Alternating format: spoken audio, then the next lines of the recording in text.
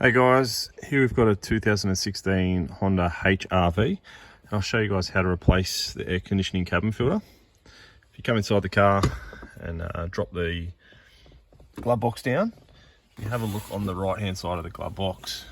You've got a little shock absorber thingy-majiggy. Just set my light there so you can see. You just want to push the shock absorber away from you, down the bottom.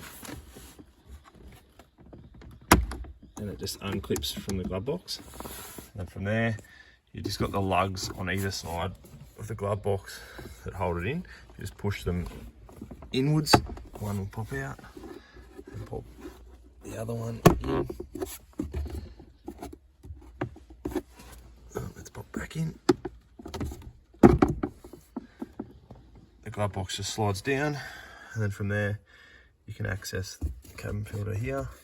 There's once again just two clips on either side. Pops straight off, and then you can slide the filter straight out. As you can see, this one's got a bit of dirt in it, so we'll replace that.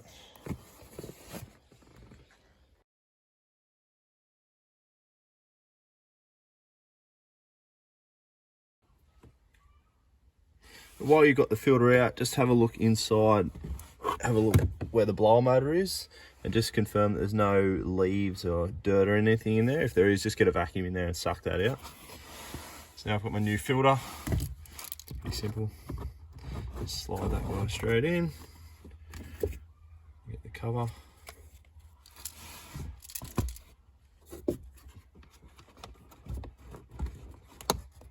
Click both those lugs back on. And then as you're coming up, the glove box just pushes straight back up. You'll hear those two lugs click in, and then come over to the side, and the little shock absorber, you'll just pull that back towards you and it locks onto the back of the glove box there. Clicks on, there you have it. And just confirm the glove box drops down correctly and stops on both the lugs, and it's all done. Thanks for watching.